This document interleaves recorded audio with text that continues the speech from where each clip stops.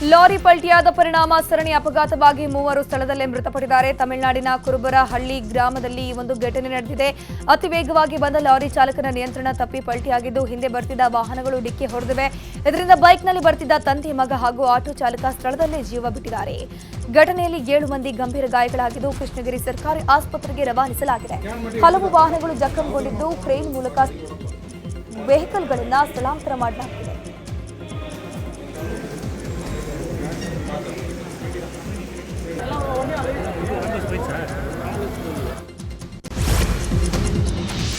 ಕೃಷಿ ಹೊಂಡದಲ್ಲಿ ನೀರು ತುಂಬಕ್ಕೆ ಹೋಗಿ ತಂದೆ, ಮಗ ಸಾವನ್ನಪ್ಪಿರುವ ಘಟನೆ ಬೆಳಗಾವಿ ಜಿಲ್ಲೆಯ ಮಳಗಲಿ ಗ್ರಾಮದಲ್ಲಿ ನಡೆದಿದೆ. ಬಸವರಾಜ್ ಕೆಂಗೇರಿ, ಧರೆಪ್ಪ ಕೆಂಗೇರಿ ಮೃತ ದುರ್ದೈವಿಗಳು. ಕೃಷಿ ಕೆಲಸಕ್ಕೆ ಅಂತ ನಿನ್ನೆ ತಂದೆ, ಮಗ ತಮ್ಮ ಜಮೀನಿಗೆ ಹೋಗಿದ್ರು. ಬಳಿಕ ದೇಸಾಯಿ ಅನ್ನೋರ ಜಮೀನಿನಲ್ಲಿ ನೀರು ತುಂಬಕ್ಕೆ ಹೋದಾಗ ದುರ್ಘಟನೆ ನಡೆದು ಹೋಗಿದೆ. ಚಿತ್ರದುರ್ಗದ ಹೊಳಲ್ಕೆರೆ ಪೊಲೀಸ್ ಠಾಣೆ ಎದುರೇ ವ್ಯಕ್ತಿಯೊಬ್ಬರು ವಿಷ ಸೇವಿಸಿ ಆತ್ಮಹತ್ಯೆ ಮಾಡಿಕೊಂಡಿದ್ದಾರೆ. ಮಗಳು ಲವ್ ಮಾಡಿ ಹುಡುಗನ ಜೊತೆಗೆ ಮದುವೆಯಾಗಿದ್ಲು. ಆದ್ರೆ ಹುಡುಗಿ ತಂದೆ ತನ್ನ ಮಗಳು ಅಪ್ರಾಪ್ತೆ, ಪೋಕ್ಸೋ ಕೇಸ್ ದಾಖಲಿಸಿ ಅಂತ ಪೊಲೀಸರಿಗೆ ದೂರನ್ನ ಕೊಟ್ಟಿದ್ರು. ಆದ್ರೆ ನನಗೆ 18 ವರ್ಷ ತುಂಬಿದೆ ಅಂತ ಮಗಳು ಪೊಲೀಸರಿಗೆ ದಾಖಲೆಯನ್ನ ಕೊಟ್ಟಿದ್ಲು. ಆದ್ರೆ ಪೊಲೀಸರು ಪೋಕ್ಸೋ ಕೇಸ್ ಹಾಕಿಲ್ಲ ಅಂತ ಬೇಸತ್ತ 50 ವರ್ಷದ ಅಜ್ಜಯ್ಯ ಪೊಲೀಸ್ ಸ್ಟೇಷನ್ ಎದುರೇ ವಿಷ ಸೇವಿಸಿ ಆತ್ಮಹತ್ಯೆ ಮಾಡಿಕೊಂಡಿದ್ದಾರೆ. ಶಿವಮೊಗ್ಗ ಜಿಲ್ಲೆಯ ಗಿಣಕಲ್ ಅಬ್ಬಿ ಫಾಲ್ಸ್ಗೆ ಪ್ರವಾಸಕ್ಕೆ ಬಂದಿದ್ದ ಯುವಕ ನೀರು ಪಾಲಾಗಿದ್ದಾನೆ.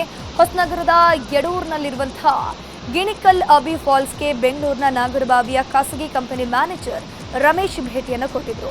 ಜಲಪಾತದಲ್ಲಿ ನೀರಿಗೆ ಇಳಿದಿದ್ದ ವೇಳೆ ಕಾಲು ಜಾರಿ ರಮೇಶ್ ಸಾವನ್ನಪ್ಪಿದ್ದಾರೆ. ಇನ್ನು ಸ್ಥಳಕ್ಕೆ ನಗರ ಪೊಲೀಸರು ಭೇಟಿ ನೀಡಿ ಪರಿಶೀಲನೆ ಮಾಡಿದರು.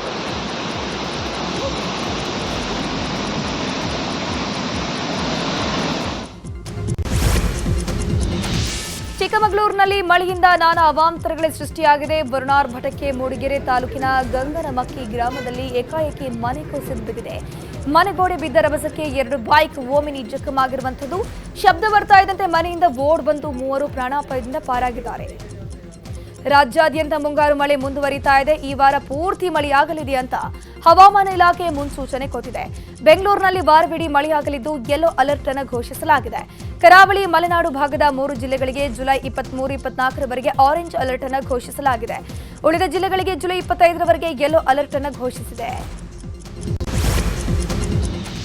ವಿಶ್ವವಿಖ್ಯಾತ ಜೋಗ ಜಲಪಾತ ಮೈದುಂಬಿ ಹರಿತಾ ಇದೆ. ಜೋಗ ಜಲಪಾತದ ದೃಶ್ಯವನ್ನು ಕಣ್ತುಂಬಿಕೊಳ್ಳೋಕೆ ಪ್ರವಾಸಿಗರ ದಂಡೆ ಹರಿದು ಬರ್ತಾ ಇದೆ.